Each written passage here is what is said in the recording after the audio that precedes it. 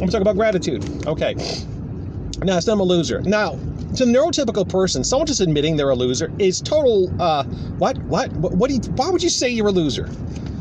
Who goes out and says, just advertises that they're a loser? I get it. For the average person, especially of a neurotypical persuasion, you're not going to promote your failures. You're going to promote your successes. You're putting your best front forward. You're even faking it if you have to. You fake it till you make it. All that. I get it. I do. But I am a loser. I chose to be a loser from a very young age. And I accept that. I'm not interested in wealth aside from meeting my needs. I want enough money to make ends meet.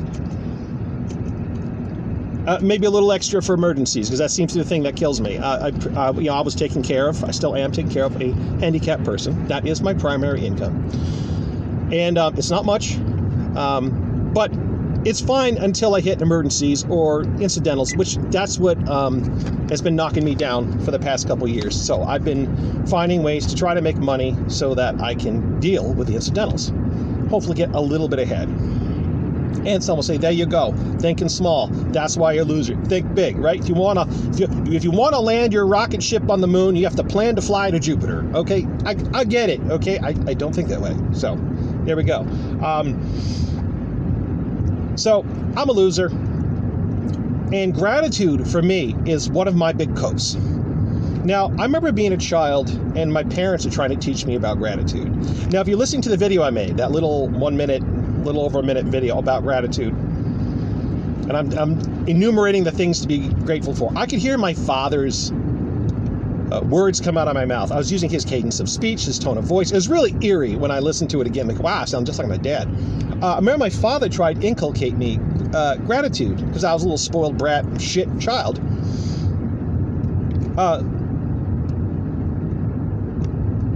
He grew up in extreme poverty, and he managed to rise up out of it. Like, I'm talking about the type of poverty where, like, you live in a drafty house, and you use the toilet in an outhouse, and you're wiping yourself with old newspapers and phone books and things like that. That's the type of poverty I'm talking about, right? And where your favorite toy is a roller skate that you roll down a hill or something. And, that was poverty that my father grew up in. And he ascended and did well for himself. He had a lot to be proud of, from economically speaking, from modest beginnings to being successful, average middle class person, professional. And I got to see my father be like at the peak of his career, a very well-respected member of the engineering team of the computer company he worked for, and doing some really good works, like for the government. I did some contracts. They designed a tank simulator for the government, and like he was very proud of him and his team, and his work meant a lot to him. And then I saw him get fucked over by the company when they had a big layoff before they got sold out to another company. And I can tell my father probably tried to remember all the things he had to be grateful for, because his world was broken. And when we were I was being a little shit of a child, because I didn't understand all the nuance of what was going on, he would tell me, look, you have a lot to be thankful for. He would enumerate. You got roof over your head, you got food, you got clothes. He'd point, you have toys to play with. And he was right. Now, I was a little spoiled brat kid who didn't appreciate how poor one could be. I mean, you might have seen it on TV, but he lived it. And so gratitude helps you get through when you're down.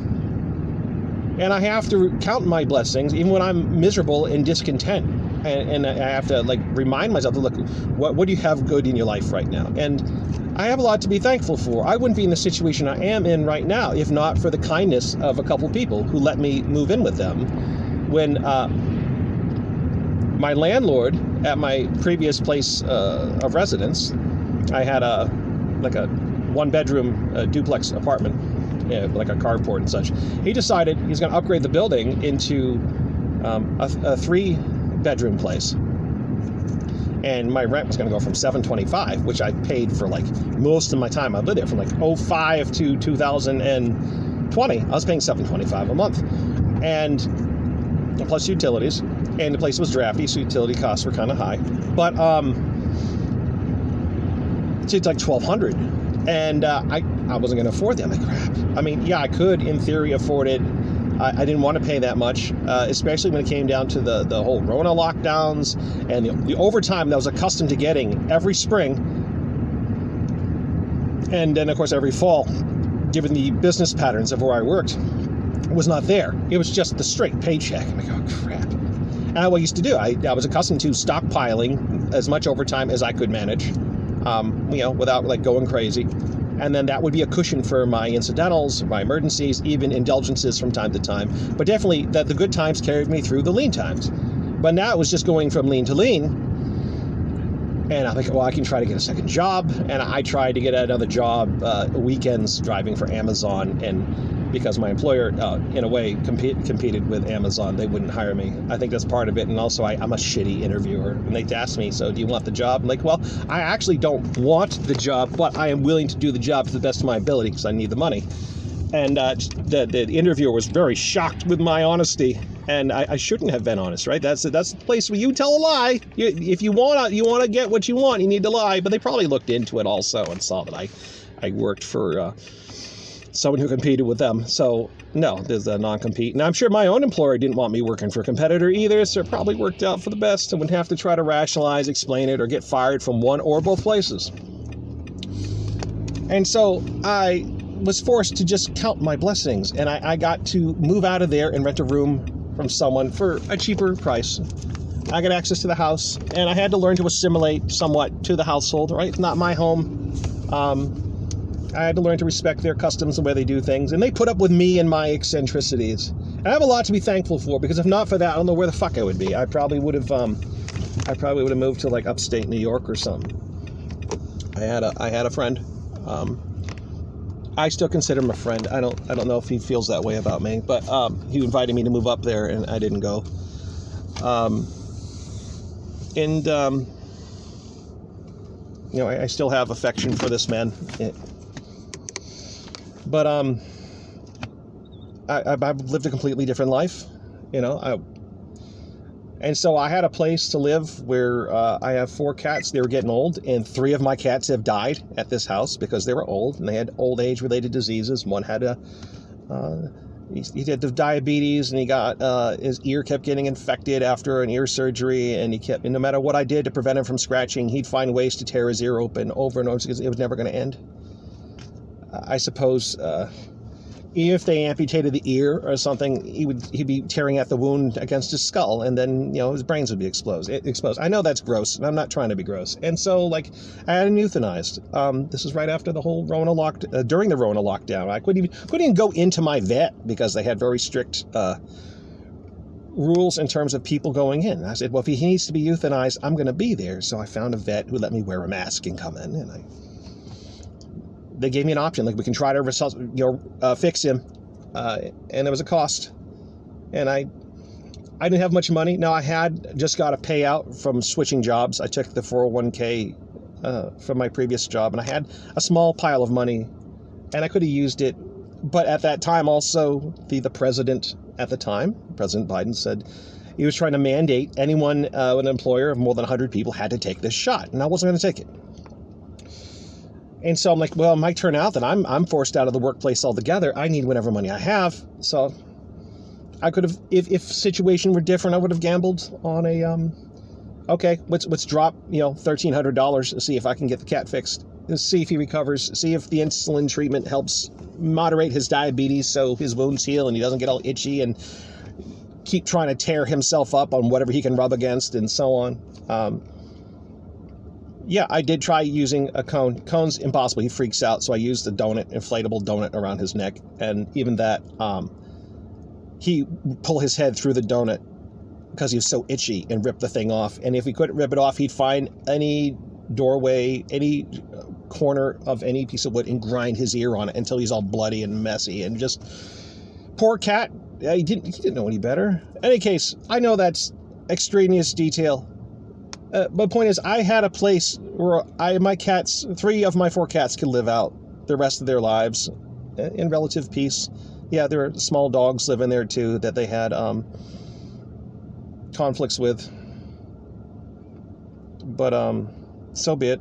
You know, animals have their family politics. But I have a lot to be thankful for, and I'm thankful because I'm a fucking loser. Because if I was a loser, if I made it big and I was successful, I'd have my own place, I'd have wealth, whatever. I wouldn't have to be grateful.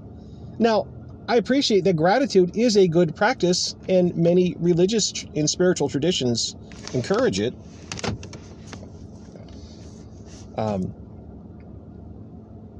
And that helps to moderate people who get haughty about their achievements. And it helps them to remember that, you may have done a lot for yourself, but also the alignment of circumstances and luck, and perhaps, some might even think divine favor or someone contributed to your ability to succeed. I can put air in my tire. I guess I'll come back to the store. And so that does teach me a degree of humility, no doubt. But again, and I'm sure, let me back up, I'm sure when people were much more poor in the United States, where agricultural yields weren't quite what they are today, and, famine was still a possibility and starvation was still a possibility, that people would be forced to be thankful because, this has been a good year, because we've experienced bad years, we have a lot to be thankful for, right? So losing and hardship teaches gratitude, because that becomes the cope to remind you that you still have good things in your life. And so, I'm very grateful for the things that have gone well for me, even though I'm a fucking loser.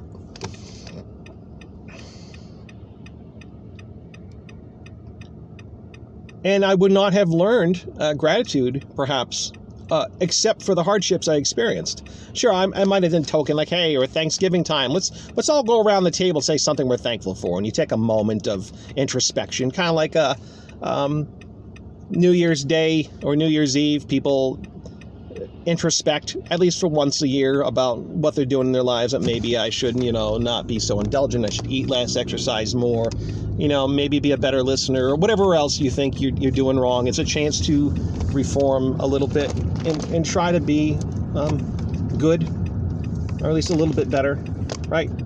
It's like that. But the hardship is what teaches a habit of regular gratitude. So, gratitude is the cope of the loser, because my life has lots of hardship. I'm a loser. And that's what helps me to survive. If I didn't have gratitude, I don't know, maybe I'd be miserable. I don't know. Would I self-harm? I don't think so. I'm not even going to suggest the possibility, unless you misunderstand. I am not a danger to myself or others. But yeah, self-harm would be on the menu, perhaps. Gratitude, can preserve your life. But there's nothing incorrect about what I said. The losers learn gratitude.